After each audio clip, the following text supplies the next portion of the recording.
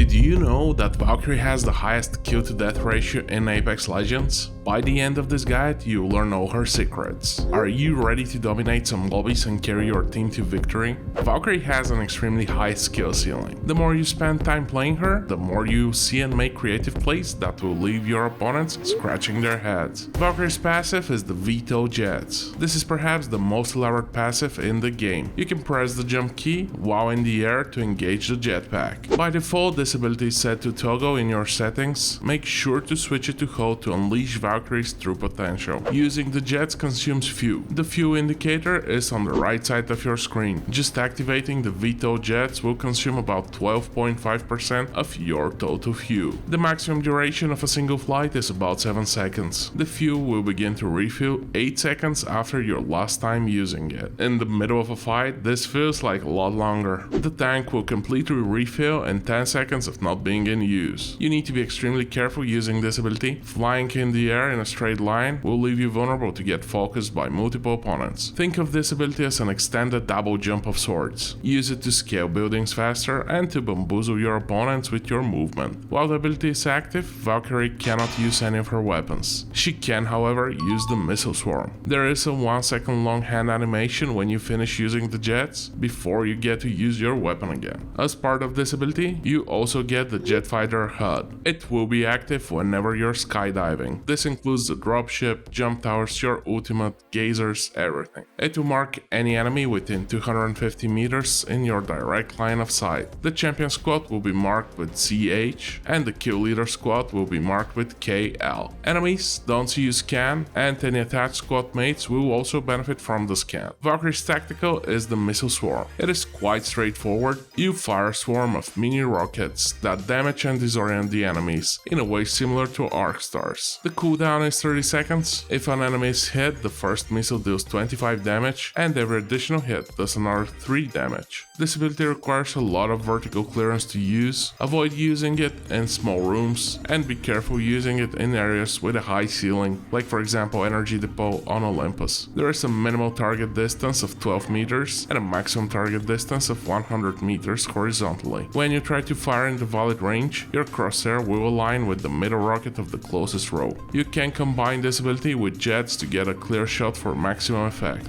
When an enemy is hiding behind a boulder, aim at the zone between the closest base edge at the top of the boulder, as the targeting column extends away from your crosshairs. This will decrease the chance of missiles overshooting your target. The stun time is long enough to cancel the VTOL jets and prepare to shoot the hit target, which makes this a very effective tool for ambushes. It also means that to get the most of the ability, your squad needs to start pushing and shooting at the enemy as soon as you send out your swarm. Enemies get a ground indicator on where your missiles will land. While this leaves them some time to react, it also makes Missile Swarm a very effective tool for crowd control. You can easily split a team with it, then get a fast knock on whoever was left out of cover and alone. Valkyrie's ultimate is the Skyward dive. Valkyrie enters a setup animation that charges up over 2 seconds, after which you can press fire to launch. You launch approximately 180 meters into the air and you skydive, just the same as you do from a jump tower for the ship. Squad mates can press interact near Valkyrie to launch with her. Skyward dive can be cancelled during setup either by taking damage or by manually pressing the ultimate button again. You will get refunded 75% of the charge if it gets cancelled in any way. While in pre-launch, using the pink will mark Valkyrie for her squad and display a Let's Fly notification in the kill feed. Vertical clearance is required for the flight as well. This is a great tool for rotating early and mid-game. As the ring gets smaller, it is much less useful. You give away your squad's position and you give the surviving enemy squads ample opportunity to shoot you down. It can still be used for some clutch plays in the final zones, but